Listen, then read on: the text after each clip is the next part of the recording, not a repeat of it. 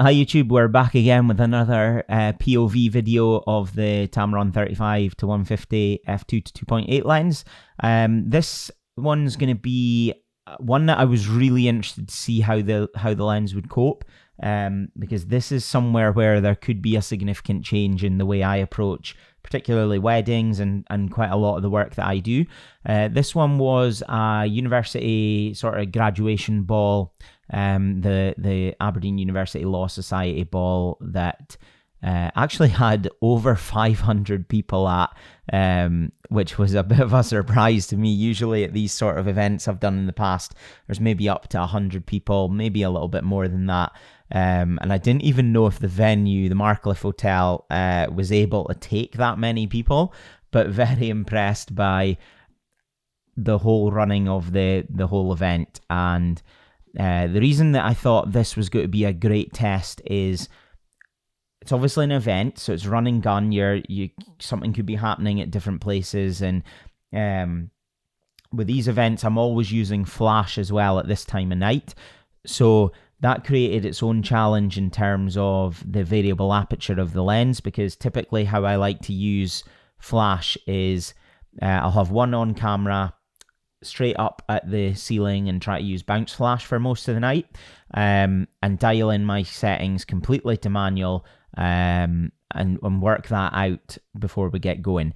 And there was a bit of a learning curve using this lens at different points that I'll talk through after the videos played through of some of the POV shots. So hopefully a few crackers in here and some funny dance moves as well. Best angle, but no bother, right. Ready, ladies, beautiful. I'll go one more, just a second, there we go. Perfect, perfect. Who am I getting here? Can we move your napkins or just tilt them down? Yeah, perfect, perfect. There we go, right. Big smiles, beautiful ladies, you all look fantastic. Oh, that's a nice one, I like that, I like that. Sorry, yeah, there you go, she's got it. Right, ladies, ready? Beautiful. Perfect.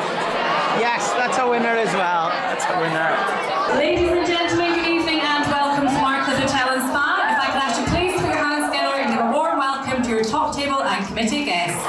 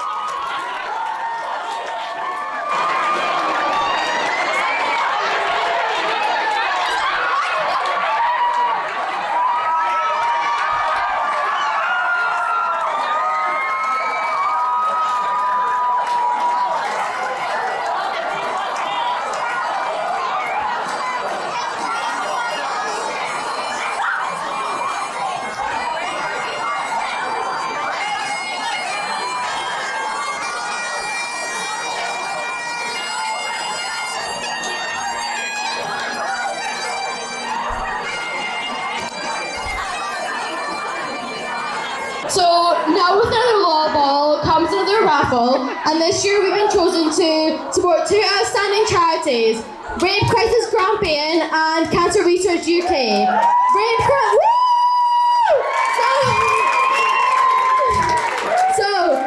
Crisis Grampian provides support and advocacy to survivors of rape and sexual violence and challenges attitudes towards the violence against women, men, and those belonging to the LGBT community.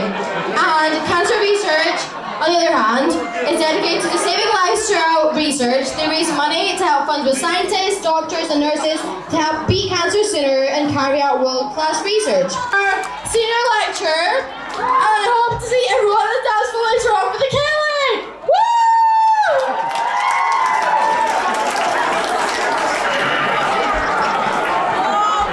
Hi!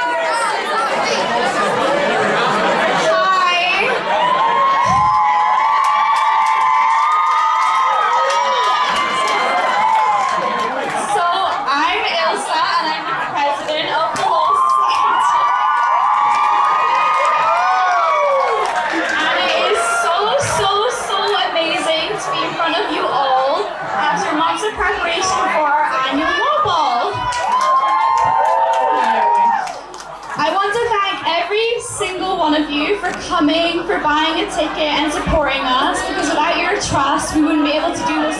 And this is our favorite event of the year, and I'm so happy that you're all here.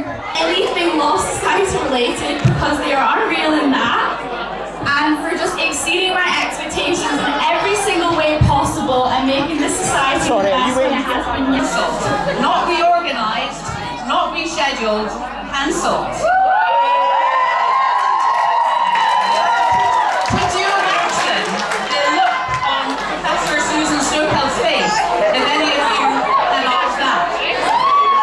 But your committee fortunately organised it here and over the weekend, and it's in this amazing location where it's the only time in the year that undergraduates of all levels and diploma students, wherever you are,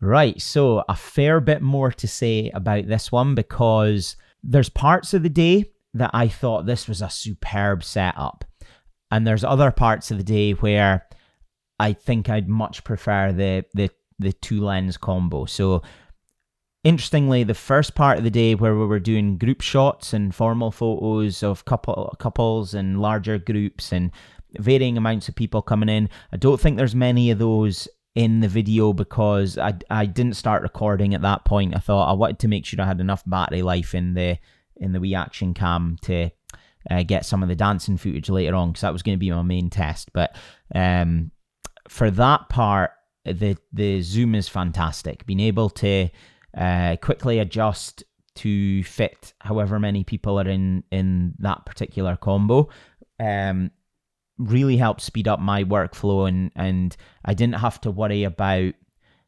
moving me around too much or lack of space, because with so many people in that room where we were doing those group photos, it was quite difficult to move around too much. So we had just a wee spot for some of the group photos. And even when I was upstairs waiting for the committee to be announced in, which was some shots that they wanted me to get, some of the girls at the nearby tables would grab me and say, "Oh, can we get a quick photo?" And having the ability to zoom out and get a wider shot of the tables was great, because I didn't need to faff around with two prime lenses and figuring out which one's going to be right for this shot, or where do I need to be to get the right framing. And that introduced one of the challenges that is a bit of a learning thing for me, because I've not done a huge amount of flash photography, and typically what I do is for group shots, I'll have possibly two off-camera flashes from either side coming in at a slight angle to illuminate as much of the group as possible. And then for the dancing shots later on, I'll have Possibly those two off cameras, more as backlights, just to create a little bit of rim lighting, even sometimes just to put a light in the background and create a little bit more depth. And then my main light for the subject is going to be an on-camera light bouncing off the roof. And I think that creates a really lovely image. Whereas with this situation where I was kind of set up for maybe around 70 millimeters focal length from where I was standing to get the committee coming in. I dialed in my flash settings, dialed in all my aperture, ISO and whatnot. And then if a couple or group at a table nearby asked for a photo, I had to change a few things. So what I found was the best way to deal with that was just narrow my aperture down and didn't have to bother fiddling around with the flash settings. And that gave me a workable exposure in post to go off of. So that's been a useful tip that I've picked up there. Another challenge we use in this lens in flash situations is the variable aperture. So I ended up just sticking to f2.8 even at the wide end, unless it was one of those situations where I stopped down, just because I like to dial in my settings and know that I'm going to get, with the flash, a workable exposure at the for editing in post. If I'm messing around with a variable aperture and I zoom out to 35, get a shot there at f2, and then zoom in to say 55 and it's changed to f2.5 or whatever it is at that particular focal length, it means my exposure is going to change as well. And I don't want to then have to also then change another setting. So I thought the best way to deal with this and be able to work quickly was just stick to f2.8 the whole time and get my settings dialed in. It leads me into my next potential issue when using this lens is, for this type of photography where you're using flash, is whatever power you put your on-camera flash into, that's going to be set for a particular distance away, and there will be a limit on how far out. So I couldn't really go to 150 and use the on-camera flash bouncing off a ceiling to get a good exposure all the way through the image. So for me, I think a run and gun option for this sort of scenario, a better option would probably be a 24-70 if you were wanting to stick to one camera. Because at 150 millimeters, your likely framing and distance from the subject is going to be too far for a bounce flash to have that much, or you'd have to ramp the power up to full blast. I do use V1, so they are pretty powerful things, but it's too much messing around with settings for the way I shoot. I prefer to be really quick, know what I'm doing, and be close enough that I can manipulate it in post if need be. So yeah, bit of a negative there in terms of you're then carrying this heavy lens around and you're not using, I wasn't maybe using anything beyond 80 millimeters for a lot of the shots.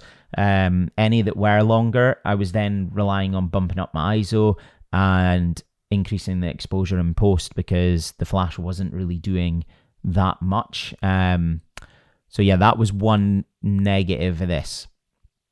And that leads me to my sort of conclusion for this lens for indoor event photography where you're using flash. I would probably lean more towards favoring two prime lenses here, like my 24 and my 50, especially for the dancing at night. There's something about that 51.4 Samyang lens. I just love the way it blows out the background. It really makes your subjects pop. And I don't think you quite get that magic with a 2.8 lens. However, if it was an event where you're maybe outdoors and you're not using flash, I could see me having a real dilemma over whether to go with a 24-50 combo or just go with one camera and use the 35 to 150 for all of that.